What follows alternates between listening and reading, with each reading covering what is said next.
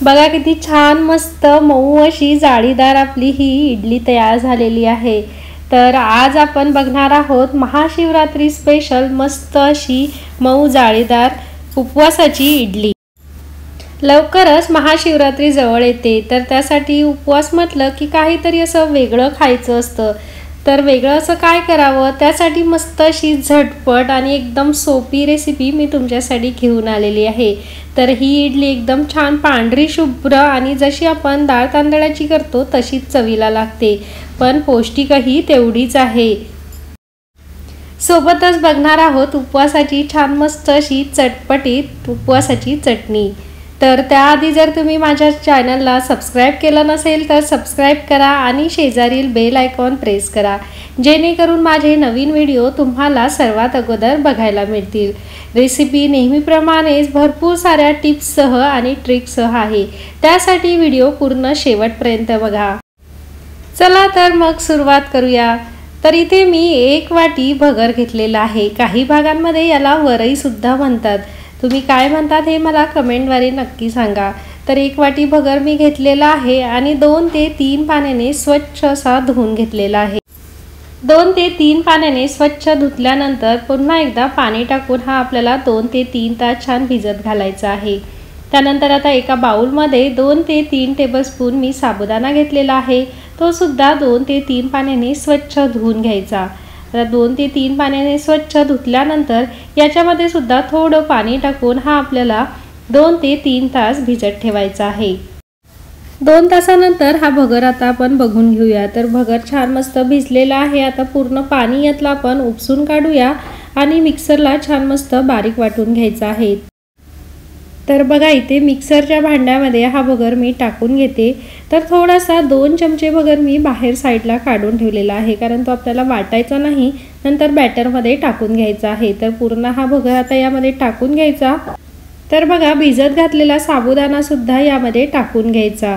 त्यानंतर 2 चमचे दही टाकून घ्यायचं आणि मिक्सरला छान बारीक पेस्ट करून घ्यायची। तर शक्य तितक्या कमी पाणीच वापरून हे करायचं आहे, कारण भगर असल्यामुळे याला लगेच पाणी सुटतं, म्हणून पाणी जरा बेतानेच घालावं। तर छान बारीक आपली पेस्ट वाटून झाली। आता एका भांड्यामध्ये ही पेस्ट काढून घ्यायची। आता यामध्ये आपण साईडला जो 1 ते 2 चमचा भगर काढलेला होता पोहे खायचा, तो यामध्ये टाकून घ्यायचा आणि छान मस्त मिक्स करून घ्यायचं। एकाच दिशेने हे बॅटर छान मस्त फेटून घ्यायचं। तर याने असे केल्याने यामध्ये बबल्स क्रिएट होतात आणि आपली इडली छान मस्त जाळीदार होते। तर इथे बघा की कन्सिस्टन्सी मी अशा प्रकारे ठेवलेली आहे। चवीपुरतं मीठ टाकून घ्यायचं। त्यानंतर छोटी 2 ते 3 पळ्या तेल टाकून घ्यायचं। तर असे केल्याने इडली छान मस्त रुचकर होते आणि हे मिश्रण छान मस्त मिक्स करून घ्यायचं। तर आता इडली आपण ही इथं इन्स्टंट इडली बनवतो, तर त्यासाठी आपण यामध्ये थोडासा सोडा किंवा इनो वापरणार आहोत। जर तुम्हाला इनो आणि सोडा वापरायचा नसेल तर हे मिश्रण आदल्या दिवशीच अशा प्रकारे करून ठेवायचं, जेणेकरून ते छान मस्त आंबतं आणि दही सुद्धा टाकायची गरज नाही। आता इन्स्टंट केलेली आहे, त्यामुळे थोडासा आपण यामध्ये सोडा टाकून घेऊया। जर तुम्ही इनो वापरलं तर इनो टाकल्या 3 मिनिटाच्या आतमध्येच हे बॅटर आपण इडली भांड्यामध्ये टाकायचं, नाहीतर मग इडली छान मस्त फुगत नाही। आता कढईमध्ये मी भांड्यामध्ये पाणी गरम ठेवलेलं आहे आणि इडली पात्राला सुद्धा तेल व्यवस्थित लावून घेतलेलं आहे। आता हे बॅटर यामध्ये छान ओतून घेऊया। बॅटर टाकताना थोडं कमीच टाकायचं, कारण इडली वाफवल्यानंतर थोडीशी फुलते।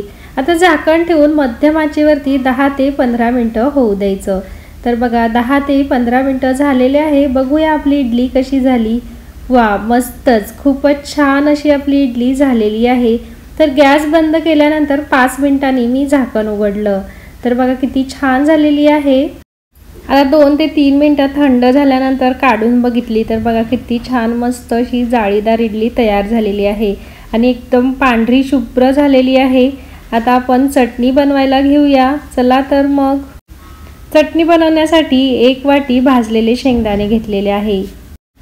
चवीपुरत्या भाजलेल्या मिरच्या घेतलेल्या आहे। तर इथं मी 2च घेतलेल्या आहे, कारण माझ्या घरामध्ये लहान मुलगी आहे आणि तिला जरा तिखट कमी लागतं, म्हणून थोड्याशाच घेतल्या। तुम्ही आवडीनुसार कमी जास्त करू शकतात।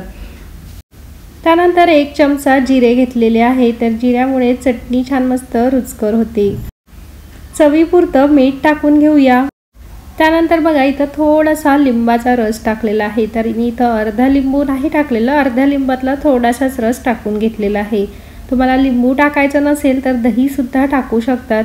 आता मिक्सरला छान मस्त बारीक अशी ही चटणी वाटून घ्यायची। आता चटणीसुद्धा छान आपली वाटून झाली, आता एका भांड्यामध्ये हिला काढून घेऊया। तर बघा चटणीची कन्सिस्टन्सी अशी ठेवलेली आहे मी, तुम्ही आवडीनुसार कमी जास्त घट्ट पातळ करू शकता। आता या चटणीला छान मस्त तडका देऊया। आणखी रुचकर होण्यासाठी जर तुम्ही कोथिंबीर वापरत असाल तर कोथिंबीरसुद्धा यामध्ये वापरू शकतात। कढईमध्ये तेल तापत ठेवलेलं आहे 1 पडीभर, आणि त्यामध्ये आता तेल तापल्यानंतर जिरे टाकून घेऊया। जिरे मस्त छान फुललेले आहे। आता हे तडका या चटणीवरती छान ओतून घ्यायचा आहे। वा मस्तच, खूपच छान मस्त आपला तडका बसलेला आहे चटणीला। छान मस्त हा तडका असा मिक्स करून घ्यायचा। तर खूप सुंदर अशी आपली चटणी तयार झालेली आहे आणि इडलीसुद्धा तयार झालेली आहे। तर बघा किती छान झालेली आहे चटणी। शेंगदाण्याची चटणी आणि मस्त उपवासाची अशी भगरीची इडली, खूपच छान कॉम्बिनेशन आहे। तर खूप मस्त अशी जाळीदार, मऊ, लुसलुशीत आणि पांढरी शुभ्र आपली इडली तयार झालेली आहे। तर तुम्ही बघू शकता किती छान मस्त जाळी पडलेली आहे आपल्या इडलीला। तर तुम्ही सुद्धा नक्की ट्राय करून बघा आणि कशी झाली मला कमेंटद्वारे नक्की कळवा। तर या महाशिवरात्रीला नक्की करा। चला तर मग पुन्हा भेटूया नवीन अशाच एका रेसिपीसोबत। तोपर्यंत खात रहा, मस्त रहा। धन्यवाद, बाय बाय।